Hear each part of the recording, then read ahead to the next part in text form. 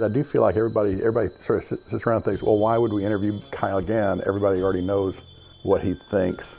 The problem with that is no one ever asks me the things that I wouldn't think to mention.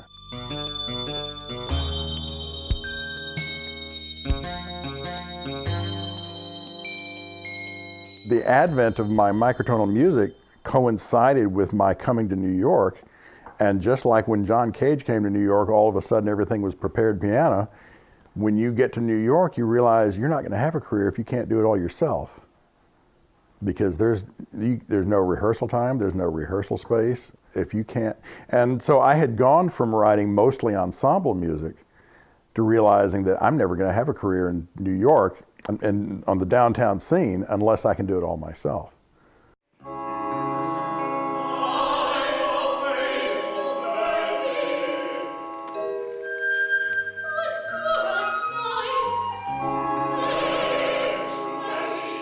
I have a tremendous gift for exactly the kind of math that tuning needs. And so as soon as I realized that, I just kind of thought, well, this is it. I'm going to have to do it. And I was already 28 at that point. I wrote very little music between 1986 and 1991 because I was just filling notebooks with fractions.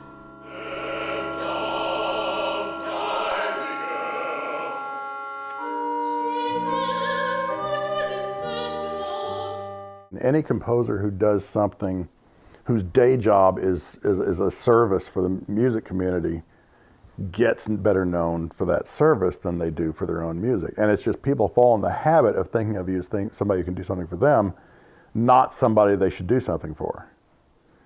And so it's really tricky to turn that around. In fact, I feel really lucky that 12 years ago, I think there was still a question as to whether I was going to have any career as a composer at all.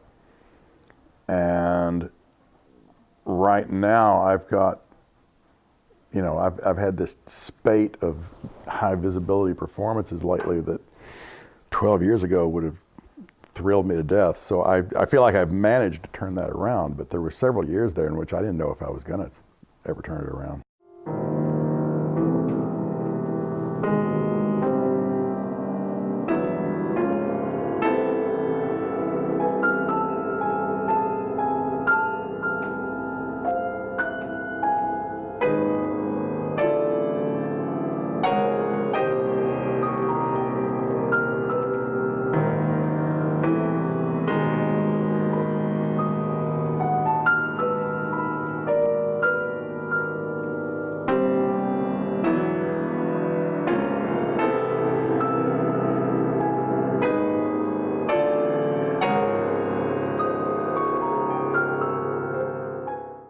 Virgil Thompson very, very clearly gives rules for what a critic should do that no one follows. And said, nobody cares about your opinion. If you really want to put your opinion in, put it in the last sentence, so if anything gets cut for space, it's that. That the thing you do is you provide context, you explain ideas, you talk about where this fits in and everything. You can do that objectively in ways that don't put people off.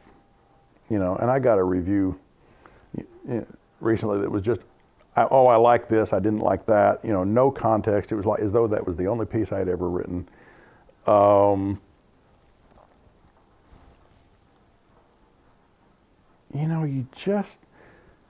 It's not, criticism doesn't need to be that way. It shouldn't be thumbs up, thumbs down. It should be more, these are the ideas, this is where this fits in, this is how you listen to this kind of thing. And sure, some pieces work and some pieces don't.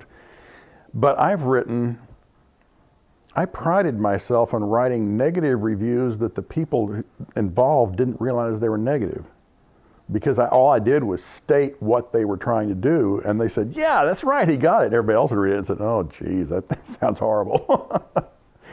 It's a good sign of how much the music actually means to people when after the composer dies, there are people who do something to get it out there. And I have lived my life in very intimate connections with dead composers.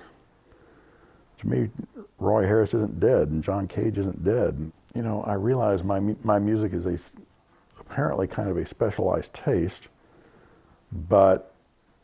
and maybe the people who will connect with it aren't around yet.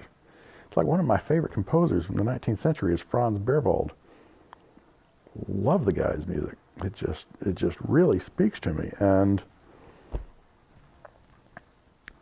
you know, I'm glad there are just enough people out there to keep it going that I can actually get to hear it.